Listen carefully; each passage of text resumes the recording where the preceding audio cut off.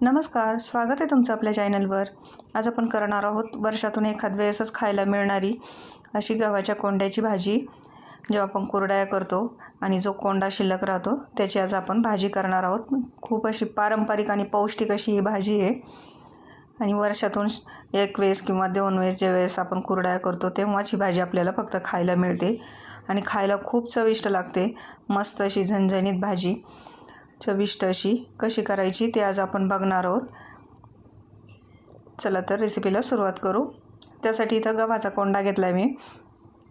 गहू दळून झाल्यावर थोडा वेळ याला सुकवून घ्यायचं, म्हणजे उन्हामध्ये नाही पण थोडंसं पसरवून थोडंसं सुकवून घ्यायचं। जेव्हा आपण गहू दळून पिळतो तेव्हा खूप ओलं असतं, याला थोडा वेळ असं ताटात सुकवून घ्यायचं। आणि त्यासाठी आता इथे आपण कांदे कापून घेऊ। याच्यामध्ये कांदा जास्त घालायचा थोडासा, म्हणजे छान लागते खायला भाजी। इथे मी 3 कांदे घेतलेत मध्यम आकाराचे। आता हे बारीक चिरून घेऊ आपण। आणि कांद्याच्या ओलाव्याने भाजी शिजते पण आणि खायला पण चविष्ट लागते, म्हणून कांदा जास्तच घालायचा थोडासा। मस्त झटपट होणारी, करायला एकदम सोपी पण खायला एकदम मस्त अशी भाजी। इथे मी कांदा कापून घेतला आहे, लसूण ठेचून घेतला आहे आणि कोथिंबीर पण चिरून घेतली आहे। आता गॅसवर इकडं कढई ठेवली आहे। कढई गरम झाली की याच्यामध्ये तेल टाकून घेऊ। तेल थोडंसं गरम झालं की याच्यात मोहरी टाकू अर्धा चमचा। मोहरी तडतडली की जिरं टाकू अर्धा चमचा। 8-10 कढीपत्त्याची पानं टाकू। आता याच्यामध्ये आपण ठेचून घेतलेला लसूण टाकून घेऊ। लसूण थोडासा परतून घ्यायचा आपल्याला, थोडासा हलकासा सोनेरी रंग येईपर्यंत। थोडासा परतून घेतला की याच्यामध्ये आपल्याला कांदा टाकून घ्यायचा आहे। इथे बारीक चिरून घेतलेला कांदा टाकून घेऊ आणि कांद्याला छान सोनेरी होईपर्यंत परतून घ्यायचं आहे आपल्याला।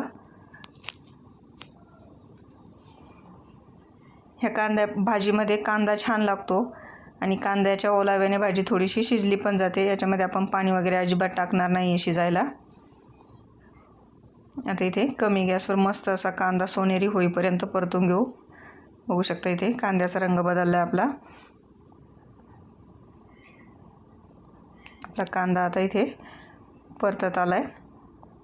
आता याच्यामध्ये आपण मसाले टाकून घेऊ। याच्यामध्ये अर्धा चमचा हळद टाकली, लाल मिरची पावडर टाकून घेऊ। तुमच्या आवडीनुसार कमी जास्त करू शकता। मी छोटे 2 चमचे भरून टाकले मसाल्याच्या डब्यातले, गच्च भरून। तुम्हाला कमी जास्त करायचे असेल तर करू शकता। आणि याला छान मिक्स करून घ्यायचं। मसाले फक्त एवढंच पडतं याच्यामध्ये, हळद आणि मिरची पावडर। आता याच्यात चवीनुसार मीठ टाकून घेऊ आणि याला परत थोडा वेळ परतून घेऊ। ही पारंपरिक भाजी आहे, तुम्ही कधी खाल्ली नसेल तर करून बघा, खूप छान लागते खायला ही भाजी। आंबट थोडीशी चविष्ट अशी भाजी लागते। आता आपला कांदा परतून झाला आहे, याच्यामध्ये आपण कोंडा टाकून घेऊ। आणि हा कोंडा पौष्टिक पण असतो, त्यामुळे ही भाजी वर्षातून एकदा का होईना नक्की खायला पाहिजे ज्यावेळी आपण कुरडया करतो तेव्हा। आता याला छान मिक्स करून घेऊ। कोंडा आणि मसाले आपले एकजीव करून घेऊ।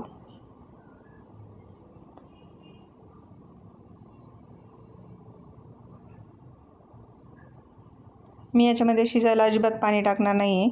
तुम्हाला टाकायचं असेल तर थोडासा शिपका आणू शकता पाण्याचा, खूप जास्त पाणी पण नाही टाकायचं। एक ओंजळभर असं शिपका मारल्यासारखं पाणी टाकायचं फक्त। ही भाजी थोडासा आपला कोंडा पण ओला आहे आणि कांदा पण भरपूर आहे, त्याच्यातच शिजली जाते।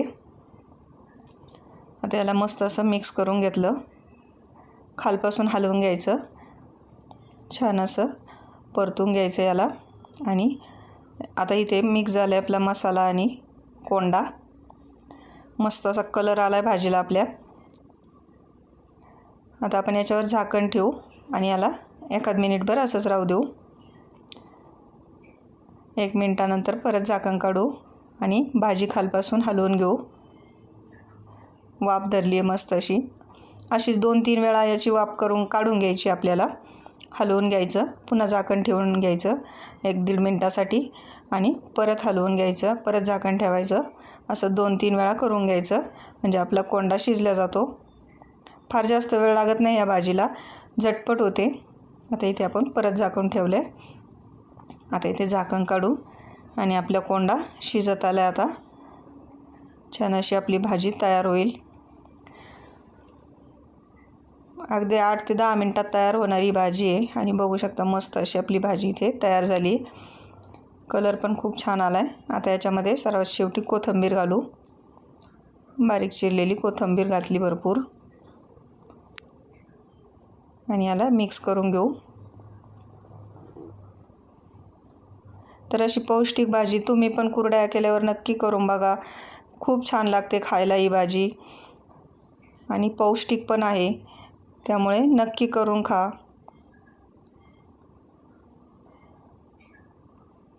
रंग पण बघा मस्त आला आहे. भाजी पण तेवढीच टेस्टी होते, जेवढी दिसायला छान दिसते तेवढीच खायला चविष्ट असते ही भाजी. तर इथे बघू शकता तयार आहे आपली भाजी. मस्त अशी कोंड्याची आंबट भाजी. थोडीशी आंबट लागते पण छान लागते खायला खूप. अशी भाजी करून बघा. व्हिडिओ आवडला असेल तर लाईक करा, शेअर करा, कमेंट करा आणि चॅनलवर नवीन असाल तर सबस्क्राईब करा. आणि असेच नवीन व्हिडिओ बघण्यासाठी चॅनल बघत राहा. व्हिडिओ बघितल्याबद्दल धन्यवाद.